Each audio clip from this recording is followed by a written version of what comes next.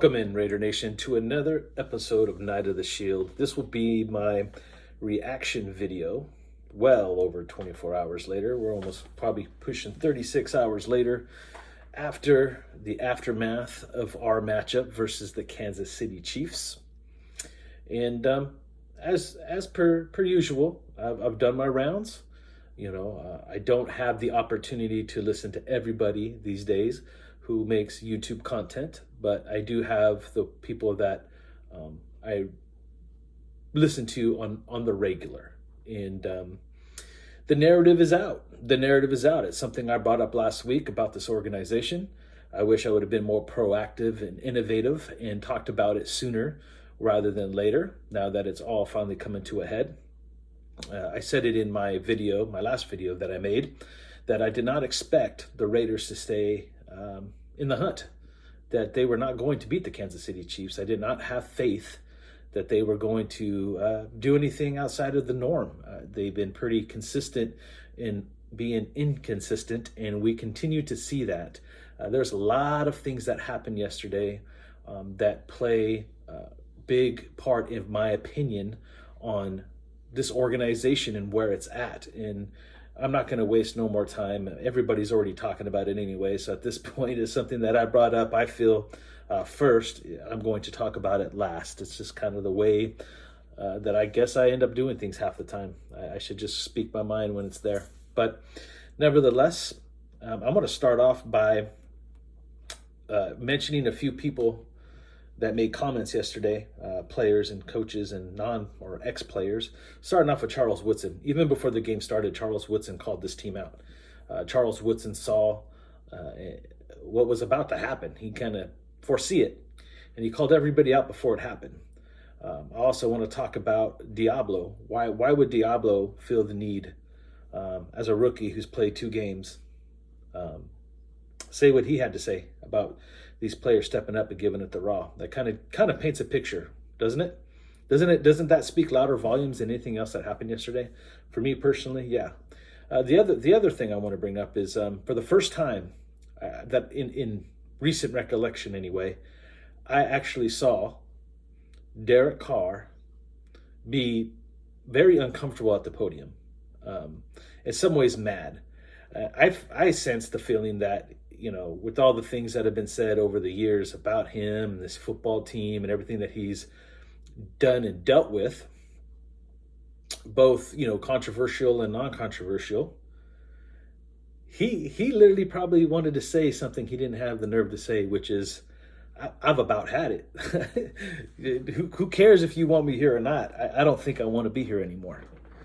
That's the vibe that I got from him yesterday. And you can let me know in the comment section below whether or not you feel that was the case in his presser yesterday after the football game.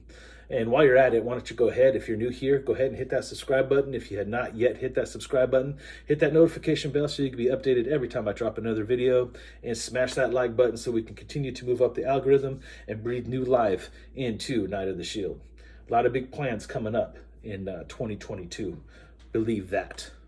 Daily content is what's on the agenda, especially if I could find a way to get a consistent time in the evenings to record.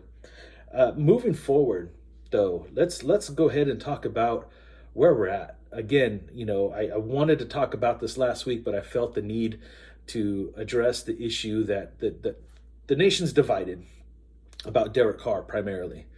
But after yesterday's game, I think for the most part, that divide is still there, but I think for the most part, on both sides of the equation, people are opening up their eyes to the bigger problem at hand. And that is just the way this organization has functioned over the course of 40 years. This dates all the way back to Al Davis's later time here. Davis is literally Al's latest before he passed on time here in our organization.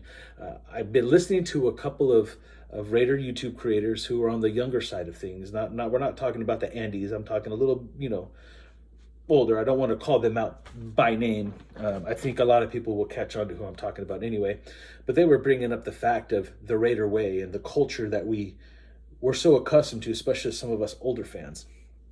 Now, I want to make this very clear. Not all older fans that have been around for a period longer than most right now feel the same way about our old traditional style of football. It's outdated. I think I mentioned that in the last week's video where I talked about it was time to become innovative. It has been time. We're stuck too much in the past. I made that statement and I stand by that statement.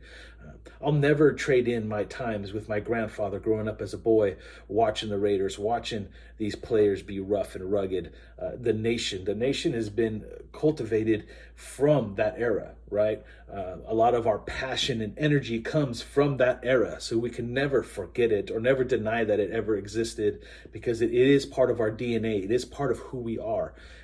But at the same time, in order to win football games and compete in this football league, we need to be more innovative. We need to do things different. And I think there's people that have tried. It dates all the way back to Al's passing, right? I heard the comment that, Mark went out and hired Reggie McKenzie. I'm going to be honest with you. Mark didn't hire Reggie McKenzie. On paper, he did. That was a plan that was in place by his father long before he had the rights to the football team. There was a contingency plan through the elders of this football team, the Willie Browns, if you will, the Blitnikoffs, Madden, even a guy like Reggie McKenzie knew, being from his pedigree and being a Ron Wolf guy and Ron Wolf being an Al guy and etc., that was kind of the plan moving forward anyway. And Reggie had his shot, and Reggie went really young. Reggie went and got somebody that he could control, someone, a very young, innovative coach in Dennis Allen, that he can kind of control and try to fix this team, not only from a player personnel standpoint, but from a financial standpoint. We were an absolute wreck. The front office was set up for Al Davis. It wasn't set up to be functional like most National Football League teams are. And I don't think that process was ever completed. I don't think there was the proper procedures and tactics put in place long enough to make a big enough difference on what we see, especially when it comes to drafting football players. And again, this dates back, way back. This is and a lot of people want to attack Mark. Mark has openly admitted he's not a football guy, but he has stepped in these last 8 years or so, 7-8 years, whatever it's been, probably less than that now, I would say. So this would have been Gruden's fourth year, plus he had Del Rio for 2. So the past 6 years, because we got to remember, it was Mark Davis who hired Jack Del Rio. I remember Del Rio's first visit to the facilities in Oakland. It started off with a very long meeting and interview with Reggie McKenzie, because Mark pretty much told Reggie, hey, this is the guy. Obviously he wanted John Gruden. At the time, John Gruden was like, thank you, no thank you. And he went and got Del Rio. When he knew he had an opportunity to bring in John Gruden, that was his call as well.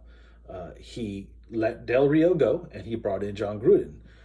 We all knew the writing was on the wall for Reggie McKenzie. It lasted 1 year and they brought in Mike Mayock. Kudos to Mark Davis for the effort. A for effort, F for result. There's a lot of us that did not like Gruden's second stint here. I'm one of them. It has nothing to do with John Gruden, the man, although he's kind of made his own bed recently.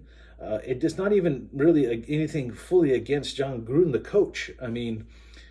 He's a lot like what people are talking about Gus Bradley, which we'll get into here in just a second. But John Gruden's an old dog. You don't teach old dog new tricks. And this old dog brought in an older offense. It's a West Coast check down offense. This is a pass-happy league. This offense was designed to run the football. That's what the West Coast does. That's what the John Gruden West Coast offense is designed to do. He's made no bone about it. We complained about it over the course of the last 4 years, that no matter where we're at, we could have a 3-point lead, a 2-point lead, and Gruden's going to try to power run that clock down on you constantly. He's a clock management guy, and he does it by running the football. It's a known fact. It's not no hyperbole. It is exactly what it is. This offensive line, here's all the excuses we could bring in about the offensive line, the trenches as a whole, offensive and defensively, especially when it comes to running the football, has been horrendous. The pass protection yesterday was horrendous. It has played better up until that point, on occasions, not necessarily consistency, once again, which is probably the hugest problem we've been facing for over 4 decades, is consistency, and even identity, if you will. But when I look at this football team, big picture wise, and where we're at, and watching all the infighting of who wants to be right, who wants to be the shot caller and say, this is what's wrong with this football team, this is what's wrong with Derek Carr, this is what's wrong with our receiving core. At the end of the day, it all starts with the culture of the franchise, right? Which does start with Mark Davis. That is the starting point of where the problem begins and where the problem ends always. He's the only one that has the ultimate power to make any type of real change to this organization. And the problem is he's not a football guy to really kind of put his foot down and have a clear vision for what that is. So we could talk about Derek all we want, and the report came out that Mark Davis, I guess, made the comment that the decision on Derek Carr will be made before the end of the season, which is, again, exactly what I'm trying to talk about. Mark Davis does not have that power. I mean, I digress. He does have that power, right? He is the owner of the football team, but it's the wrong move. And it doesn't matter, there's some people that be like, yeah, Mark, I mean, if it is, whether it's to keep him or get rid of him, there's going to be one side of the fraction that's going to say, yes, yes, yes, right? Like, oh, yeah, whoo. But at the end of the day, it's the dumb move. You don't even know, you haven't really stood up and said Mike Mayock's the guy moving forward. So we don't even know if that is going to be a Mark Davis and Mike Mayock decision, or if that is solely just a Mark Davis situation. If I feel like it's going to be Mark Davis's choice, everybody be prepared that Derek Carr stays. Everything that this franchise has faced, especially this year when it comes to the front office and John Gruden and Ruggs, Derek Carr has the personality and the background and the persona that is a safe pick for Mark moving forward, to be the face of your franchise, a guy that represents a religious background, a real kind of middle of the road guy, pray for you, love you no matter what, have your back in that sense. And I know there's a lot of people who do not like that, but I'm just saying, I think it's a safe pick for Mark to probably go that route if I had to guess. If Mark did not go that route, I do believe that Mark would only be basing his own decision off the reaction of the fan base, which, again, I'm going to be honest with you, doesn't matter how you feel, it's wrong. It is wrong for Mark Davis to make a decision solely based off what fans feel and are saying right now on Twitter, on social media, even right here on YouTube.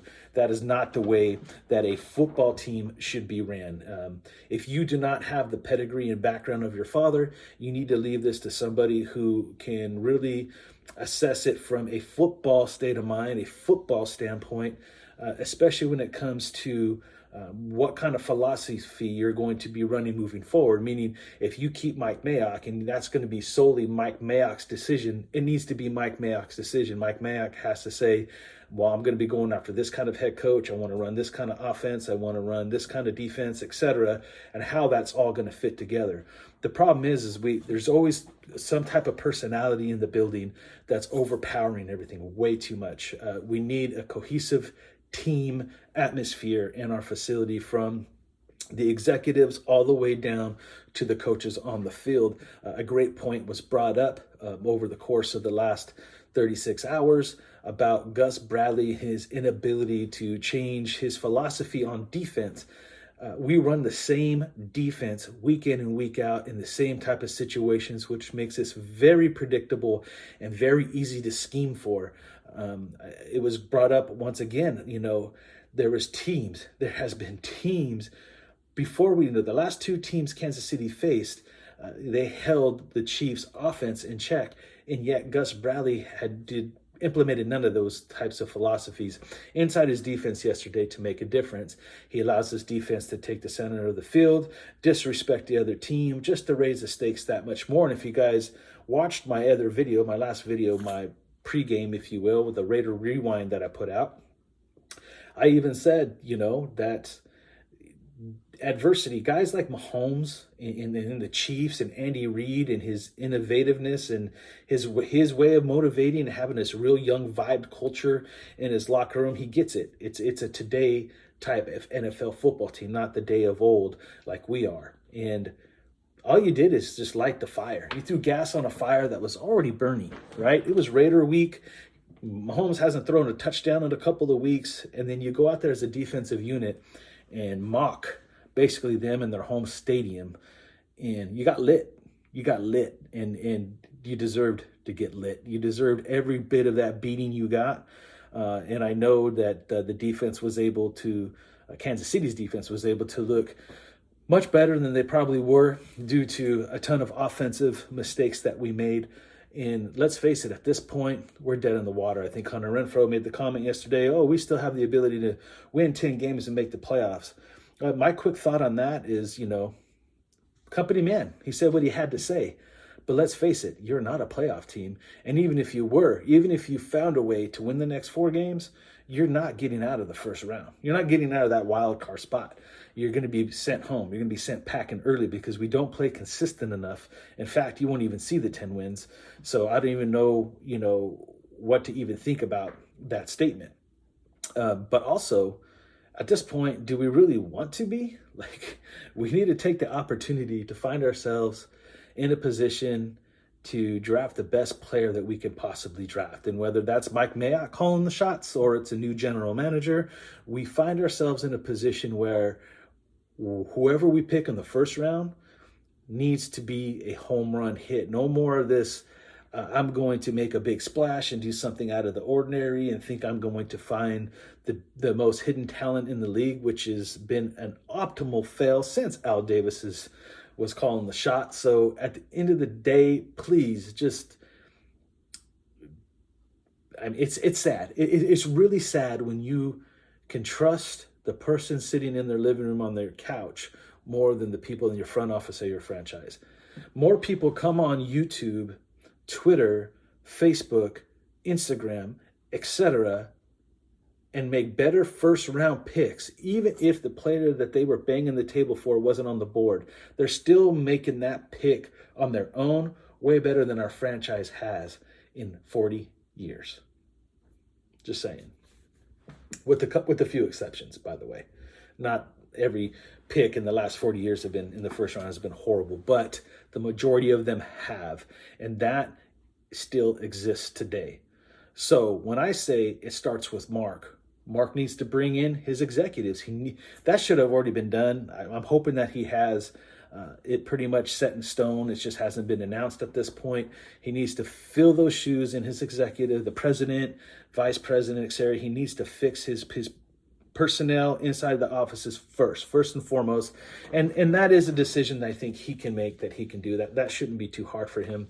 When it comes to selecting the GM now, and I hope that he just doesn't fold in and just decide to keep Mayock around just because it's familiar and there's a trust factor there. Because, and again, it is from a talent evaluator standpoint, I'd love to see what Mike Mayock does. I would love to see what Mike does, knowing that he is the sole power decision maker of a football team, especially with his ability to evaluate talent. Outside of that, though, I don't know about running in the operations of a football team or picking a philosophy or even picking the right head coach to run that philosophy. Not quite sure if he's qualified for that. But then again, either is Mark Davis. So, who's going to be Mark Davis's advisor as he goes out and starts saying, okay, I want this guy to be the GM and then this guy. I don't want Mark to fully make all these decisions. He needs a group of advisors, someone to kind of really help him dictate what he sees as the future of this franchise. Look, the fan base has supported you over the years in the horrible decision-making of this franchise.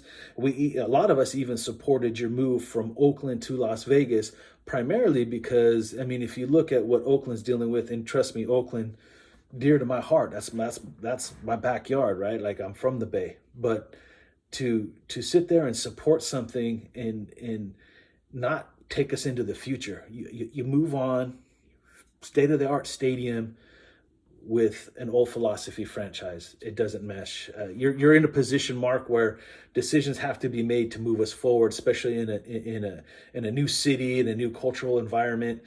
You need to win, and you need to win now. People talk about rebuilding. No, take what you got and build upon it. Find somebody that can come in, but be careful. And I think you need to establish some order in your franchise. And that's what I'd say buyer beware on a guy like Harbaugh, who would come in and be kind of a powerful figure. And I would be careful. But I know a lot of people have their opinion on who the coach should be.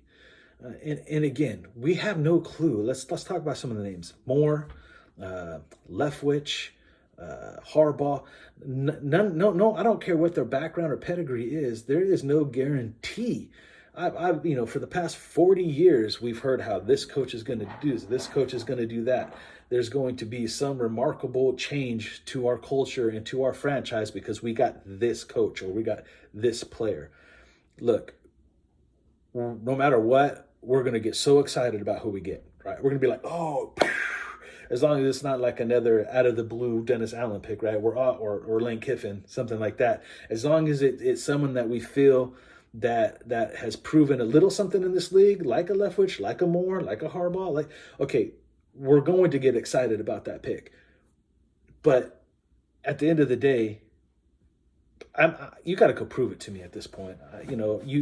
I will back you. Obviously, if you're going to be the head coach, I got your back. If you're going to be the GM, I got your back because I have to. But you're still going to have to prove it to me that you deserve the honor of getting my support. And it's going to take you to really be in today's NFL. Have a philosophy and a culture that's going to move us forward and progress us in the National Football League. I don't want to get into the conspiracy side of things. I'm not a conspiracy dude. I know that the Raiders have a history of being picked on by the officiating crew in the league. And I think a lot of that culture has shifted. I don't think it's as bad as it once was. It takes a long time to really erase that kind of culture out of especially when it comes to the refereeing department. I think it's gotten better. We're not the only team that has to deal with bogus calls. It happens to all 32 teams. And whether or not there's a conspiracy there or what the league tries to do, either to the Raiders or to control narratives of certain games and certain pathways of certain teams, at the end of the day, we've always been a team that has to overcome that. We've done it in the past. We can do it moving forward. The idea here is for Mark Davis to really make some really wise decisions moving forward. And it starts by, Mark, whatever you do not make any type of football personnel decision until you get your leaders in place. Your executive office, your general manager set in stone. If it's Mayock, it's Mayock. It is what it is. Get that established. Come out and say, this is my guy, and this is the decision that we have made when it comes to Derek Carr.